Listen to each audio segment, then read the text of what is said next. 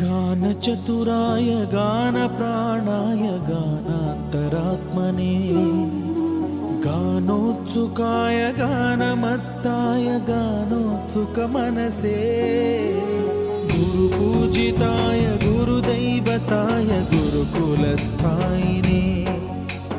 गुरुविक्रमाय गुह्यप्रवराय गुरवे गुणगुरवे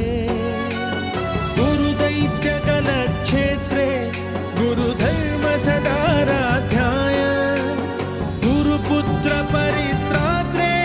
गुरुपाखण्डखण्डकाय गीतसाराय गीततत्त्वाय गीतगोत्राय धीमहि गूढगुल्फाय गन्धमत्ताय गोजयप्रदाय धीमहि